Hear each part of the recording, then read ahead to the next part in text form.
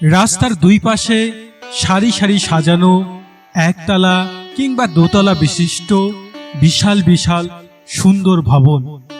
দেখেই বোঝা যাচ্ছে এই এলাকাটি ছিল একসময় রাজকীয়, কিন্তু আজ এই এলাকাটি সন্ধ্যা হলেই যেন শ্মশান হয়ে যায়।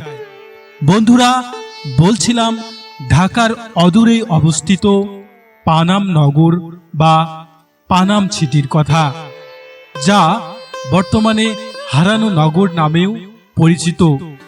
এক সময়কার হিন্দু বড়লোক ব্যবসায়ীরা তাদের বসবাসের জন্য গড়ে তুলেছিল এই নগর। কালের পরিক্রমায় আজ সেই নগর বিচ্ছিন্ন হওয়ার পথে। পানাম নগরে প্রবেশের সম্মুখেই একটি নামফলক থেকে জানা যায়, হাজার বছরের প্রাচীন নগর সুবর্ণগ্রাম ছিল পূর্ব বাংলার অন্যতম রাজধানী ও নদীবন্দর। আজকের সোনারগাঁও প্রাচীন সুবর্ণগ্রাম বলে ঐতিহাসিকগণ মনে করেন। এই সুবর্ণগ্রামেই ১৩ শতকের স্থানীয় হিন্দু রাজা দনুজ মাধব দশরথ দেব তার শাসন কেন্দ্র প্রতিষ্ঠাতা করেন।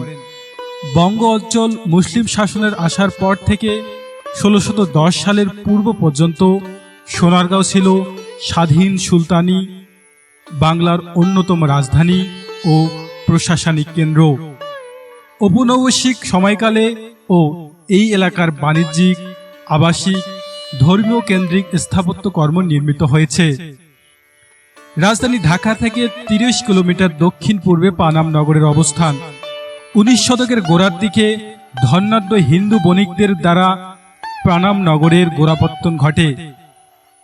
পূর্ব দক্ষিণে বিস্তৃত প্রায় ৬০০ মিটার দীর্ঘ ও ৫ মিটারের প্রশস্ত একটি সড়কের দুই পাশে সুরম্য মোট ৫২টি ভবন নিয়ে পানাম নগর।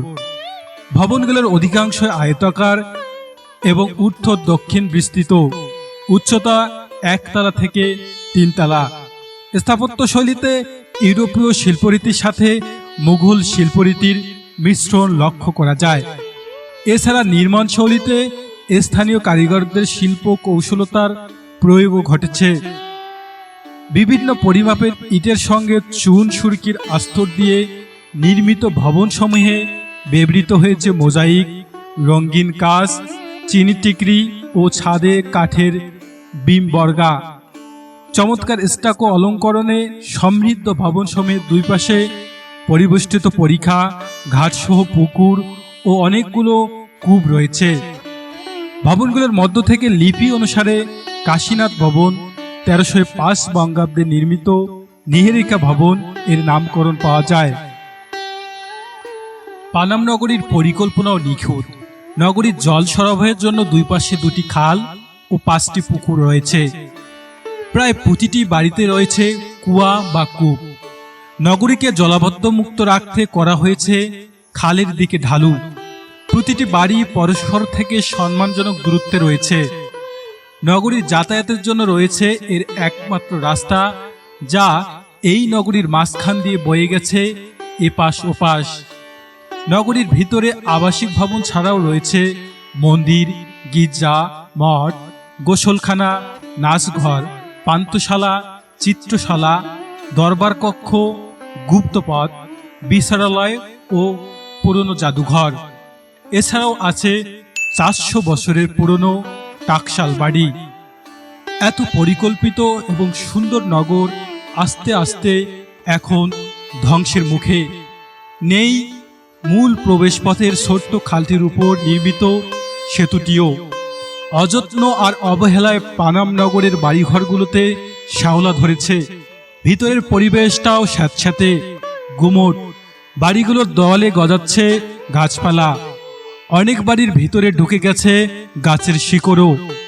অনেক ঘরের চৌকাঠ ও রেলিং খুলে পড়েছে। চুরি হচ্ছে কড়িকাঠ ও তক্তা।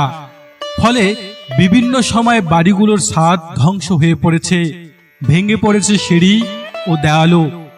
পরিত্যক্ত এসব বাড়িগুলোর অনেকগুলোতেই মানুষ কিংবা পশু পাখির মলমূত্র ত্যাগ করে থাকে।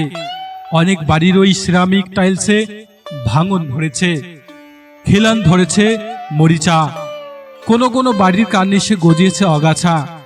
এমনকি 2005 খ্রিস্টাব্দে দুটো বাড়ি সম্পূর্ণ ধ্বংস হয়ে যায়। এই ঐতিহাসিক সুন্দর নগরীকে ভবিষ্যতের জন্য রক্ষা করতে এখনই প্রয়োজন উদ্যোগ।